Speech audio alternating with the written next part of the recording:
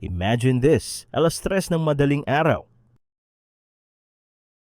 Dati, walang tigil ang tunog ng telepono, queuing ang tawag natin dyan. Pero ngayong gabi, tahimik. Nakatingin ka sa screen, avail status ka for 30 minutes. Sinasabi mo sa sarili mo, I used to easy money, walang calls. Pero sa likod ng utak mo may bumubulong, bakit walang tumatawag? Ang totoo, ang mga calls na yun, sinasagot na. Sinasagot na ito ng isang server sa Silicon Valley na kayang mag-process ng 1,000,000 na tawag sabay-sabay.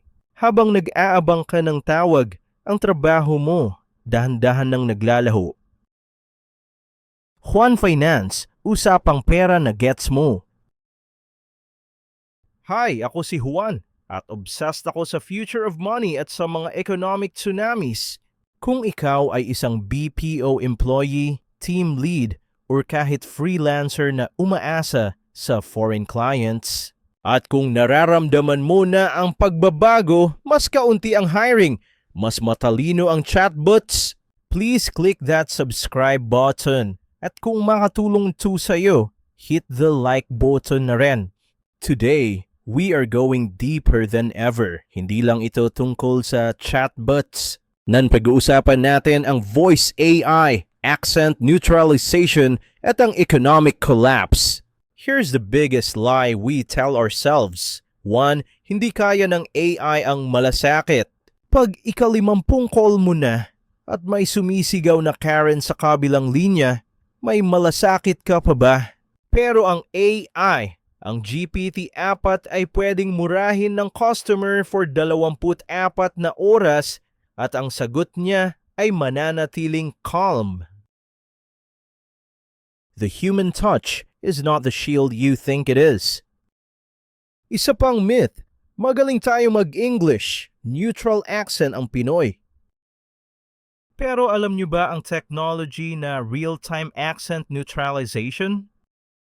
May AI ngayon na kayang kumuha ng boses ng kahit sino at gawin itong perfect American accent. Ang English advantage natin nagiging obsolete na dahil sa software. Okay, ilabas natin ang calculator. Let's think like a CEO. Total cost for 1,000 agents equals $10 million per year. Savings, $4 million per year. That is 220 million pesos savings, taon-taon. It's not personal. It's just brutal capitalism. Math always wins over sentiment. But wait, there's more. Ang BPO industry ay hindi nakatayo mag-isa. Ito ay may multiplier effect. Isang BPO agent ang bumubuhay sa Starbucks, Grab driver, condo landlord.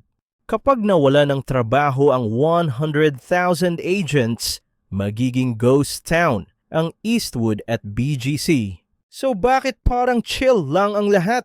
Bakit hiring pa rin ang ibang kumpanya? Ang AI ay hindi isang bagyo na dadaan lang. Ito ay climate change. Yung mga hiring ngayon, yan ang last wave. Kinukuha nila ang data nyo para i-train ang AI. Ang tawag dito ay digging your own grave with a smile.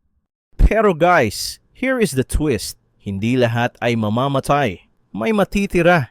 Sila ang mga AI handlers. Ang AI, kahit gaano kagaling, ay parang isang mabilis na Ferrari. Kailangan pa rin ng driver. Ang tanong, are you aiming to be the driver or are you just the gas boy? Ang tanong, are you aiming to be the driver or are you just the gas boy? So, paano tayo magiging driver? Here is your survival kit. Step 1. Become a centaur, man plus AI. Gamitin mo ang ChatGPT para ayusin ang email mo. Maging master ka ng tool na papalit sa'yo. Step 2. Build human-centric skills, negotiation, leadership.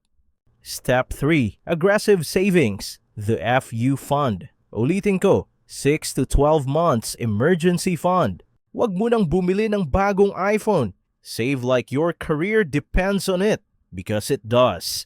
Friends, the storm is coming, pero hindi ibig sabihin ay lulubog tayo. Ang mga Pinoy ay madiskarte. Survival experts tayo. Yung headset mo, pwede mong tanggalin yan bago pa nila tanggalin sa'yo.